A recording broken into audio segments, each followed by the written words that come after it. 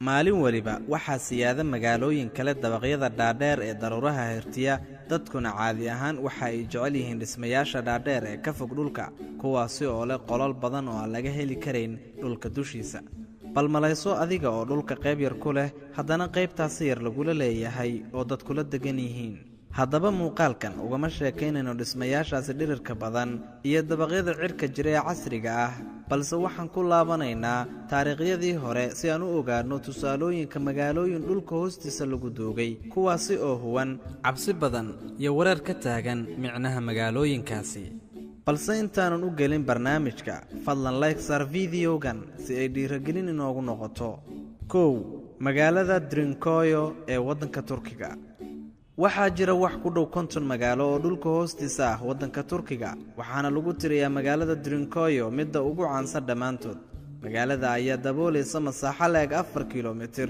waxayna dhulka hoos u jirtaa wax leeg 55 mitir waxayna aaminsan yihiin baarayaashu in magaaladu ka kooban tahay 20 guri balse ilaa hadda 8 guri oo kaliya ayay heleen iyadoona baarayaashu iyo taariikhyahanadu u malaynayaan in dadka degan magaaladani ay gaarayaan 20,000 oo qof marka lagu daro xayawaanadooda iyo waxyaabaha ay quutaan oo dhan waxaasi oo idil dhulka hoostiisa ay ku jiraan hadallo badan ayaa laga yiri asalka dadkaas balse midka ay soo saartay wasaaradda thaqaafada ee waddanka Turkiga magaaladan ayaa la aasaasay qarnigii 7aad ama 8aad miilaadiyada ka hor waxaa kaloo la sheegaa in magaaladani la aasaasay intii u dhaxaysay 1900 iyo 1200 ee miilaadiyada ka hor waxaana degi jiray qabiilooyinka Hitris balse weli waa mid qarsoon sababka ka dambeeya in magaaladan laga sameeyo dhulka hoostiisa wax waliba si hagaagsanaya dhulka hoostiisa loogu sameeyay laga bilaabo duleeladan hawada u furan ee gaaraya 52 duleel iyadoona duleeladu fiican yihiin oo ay hagaagsan yihiin wax dhibna soo gaarin ilaa iyo maanta xitaa magaaladan markaad joogto darajada iyo mustawaha hawadu waa mid iska caadi ah oo si caadi ah ayaad u neefsan kartaa dhirirka ceelasha ayaa gaaraya 58 mitir iyagoona biyaha ka waraaba dadka oo ka caba xitaa haddii heerkulka kulaylku hoos u dhacay 15 eber ka hoos biyaha way la soo bixi karaan wayna adeegsan karaan magaalada ayaa ka kooban dhammaan noocyada raaxada sida qolalka jiifka qolalka fadhiyada qolalka lagu cibaadeysto qolalka xayawaanaadka u gaarka ah iyo xitaa qabriyo waaweyn magaalada ayaa qaybo badan u kala qaybsaneed sida qaybaha lagu cibaadeysto qaybaha hurdada iyo wixii la xiriira iyo waliba qaybaha laga adeegto sida dukaamada iyo wixii la mida iyadoo ay inta dheer tahay in dadka degan qaybaha 3aad iyo 4aad ay ku mashquulsanaayeen soo saaridda iyo hagaajinta warshadaha balse qaybta ama dabaqa 8aad waxaa ku kulmi jiray dadka magaalada hogaamiya iyo aqyaarta ugu cadcad ee matala qoysaska waxaa shaki ku jirin in dadkaasi dhulka hoostiisa ku noolaayeen muddo dheer balse culimadu waa ku kala tageen qaabka ay halkaasi dadku ugu noolaayeen culimada qaar ayaa ku doodaysa inay bannaanka u soo bixi jireen qaar kale ayaa yiri waxay deganaayeen tuulo meesha u dhow iyadoona magaaladu ahayd mid ku qarsoon dhulka hoostiisa balse markay khatar dareemaan ayay meesha galeen oo dhiseen si ay ammaan ugu helaan waxaa la sheegayaa in wax ku dhow 600 oo wado ay meesha ku yaalaan kuwaasi oo qaarkood maro meelo qarsoodi ah kuwana ay maraan dhulka caadiga ah waxaa kaloo la sheegaa in noloshu caadi ahayd meesha ilaa qarnigii 8aad iyadoona markaa kadib dadkii deganaa meesha isaga tageen sabab aan la ogeyn darteed iyadoona magaaladu noqotay mid hawanaysa oo qofna uusan ku nooleen muddo badan ilaa si kadis ah looga ogaaday sanadkii 1963 dadka beeralayda ah ma aysan garanin qiimaha iyo taariikhda meeshani oo alaabtooda iyo qudradooda ay ku keedsan jireen meeshaasi ilaa markii dambe culimadu kala wareegeen oo baaritaano ay ku bilaabeen iyadoona noqotay meel ay u soo dalxiis tagaan dad fara badan oo isaga kala yimaada dhammaan daafaha caalamka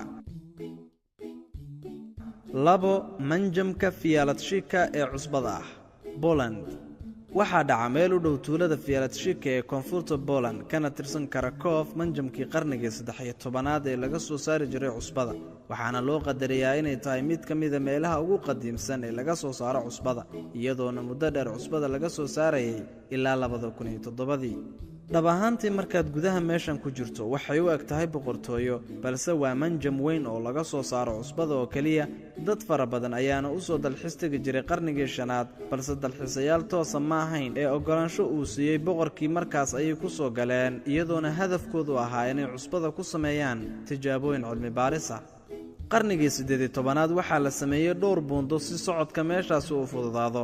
qarnigii 19aad dadka dalxiisayaasha ayaa aad ugu soo batay meesha, welibana dalxiisayaal reer Austria ah ayaa aad meesha ugu soo batay. sanamyo fara badan ayaa ku yaal meeshaas, iyadoona badankood laga sameeyay cusbada. hawshaasina waxaa qabtay dadkii ka shaqaynayay manjamka, iyadoona dad hadda jooga oo farshaxanno ah ay sawirro kale ku dareen kuwii hore. tirada sanamyaduna ay sii korortay. waxaa manjamka cusbada sanadkiiba soo booqda dad ku dhow 1,200,000 oo qof, isagoona ka mid noqday meelaha loogu dalxiis tegista badan yahay qarnigii 19aad. buugaag badan ayaa laga qoray taariikhda manjamkani, iyadoona asalkiisa iyo rasmi ahaantiisaba laga sheekeeyey. waxaase bilowgii qarnigii 20aad la adkeeyey shuruudaha soo gelidda manjamka, iyadoona loo oggolaaday inay halkii mar soo geli karaan oo keliya 100 qof. meesha ayaa ah mid soo jiidasho badan oo dadku aad uga heleen, iyadoona dalxiisuu ku wareegi karo 20 qol iyo macbad meesha ku yaala. runtii waa boqortooyo dhammaystiran oo dhulka hoostiisa ku taal, adigoo waddooyinka cajiibka ku socdaali kara, daawana kara dhismayaasha cajiibka ah ee quruxda badan. 3. magaalada Nawres, France. waa mid ka mid ah magaalooyinka ugu caansan ee dhulka hoostiisa ku yaal dalka Faransiiska. waxay ku taallaa koonfurta magaalo isla magacaas wadata oo dhacda waqooyiga dalka Faransiiska, iyadoona bedkeedu yahay dhowr kiiloomitir. waana mid ka mid ah magaalooyinka ugu dalxiiska badan. wax la yaab leh ma aha in magaaladan la ogaado oo waqooyiga Faransiiska waxaa horaanba ku badnaa magaalooyinka dhulka hoostiisa ku qarsoon, kuwaasi oo dadkii halkaa deganaa isku qarin jireen kuna qarsan jireen alaabtooda marka weerar lagu soo qaado. warbixinada qaar ayaa sheegay in magaaladani ay deganaayeen 3,000 oo qof. sidoo kale waxaa la sheegay in magaaladan la dhisay intii lagu guda jiray qarnigii 9aad. sidaan horay u sheegnaba, dadka ayaa halkaas dhufays ahaan iyo alaab ku ilaashasho u isticmaali jiray xilliyadii dhexe ee dagaaladu jireen, iyadoona bilooyin badan halka isaga jiri jiray oo aan ka soo bixi jirin. magaaladan ayaa uga duwan magaalooyinka dhulka hoostiisa ku yaala nidaam aad u habaysan oo ay u samaysan tahay. marka la joogo daakhilka hoose ee magaalada, qaab duuban ayay u samaysan tahay si aan loo ogaan halka uu qofku isku qarinayo. dadka ayaa cuntadooda gudaha ku karsan jiray, iyadoona dadka bannaanka jooga aysan ogaan ama aysan dareemin. waxaa magaaladan daaha laga qaaday aakhirkii qarnigii 19aad. culimmada ayaa ka yaabay qaabka cajiibka ah ee magaaladu u samaysan tahay. ceelalka iyo dhismayaasha kale ayaa ah kuwa soo jiidasho leh.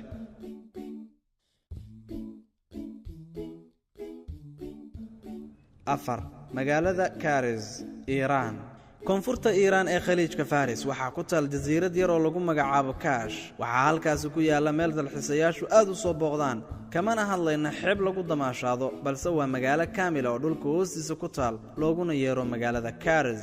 sida ay warbixinadu sheegayaan, magaaladan ayaa la dhisay muddo laga jooga 2,500 oo sano, waxaana loo adeegsan jiray magaaladan soo saaridda biyaha, balse magaalada ayaa dhulka hoos u sii jirta 10,000 oo mitir oo iskuweer.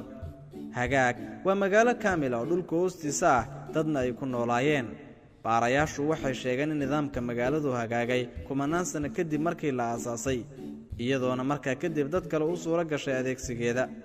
dadka ayaana la amakaagsan qaabka ay dadkii sameeyey magaaladan u adkeeyeen iyo qaabka ay dhismaheeda u dhisan gareeyeen. bal adiguba maleyso xilligaasi sida loo noolaa. 5. magaalada Orvieto, Talyaaniga. talyaaniga waxaa ku yaal magaalo lagu magacaabo Orvieto. waa magaalo mug weyn oo aad u ballaaran, haddana ku taal sadxiga dhulka hoostiisa. waana mid ka mid a magaalooyinka ugu yaabka badani la ogaaday intii culimmadu wadeen baaritaanada ku aadan magaalooyinka ku qarsoon dhulka hoostiisa. magaalada ayaa dadkii sameeyey u adeegsan jireen inay alaabta iyo xoolahooda ku xafitaan, balse isla markaa waxay ku fikireen inay magaalo kaamila ka dhigaan, iyadoo dhexdeeda lagu arki karo warshado badan sida midda lagu sameeyo saliid saytuunka. iyo welibana waxaa ku yaal magaalada dhexdeeda qabriyadii dadkii deganaa halka. runtii waa magaalo la yaab leh oo ka mid a kuwa ka qarsoon saaxadda, balse la yaabkeeda huwan. 6. magaalada Exeter, Ingiriiska.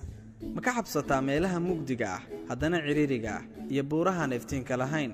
halkan waa Exeter oo ku taalla Ingiriiska. waa waddooyin ciriiri ah oo aad u dheer, qofna keligii kuma noolaan karo, gaar ahaan dadka ka baqa oo ka cabsada meelaha mugdiga ah ama ciriiriga ah.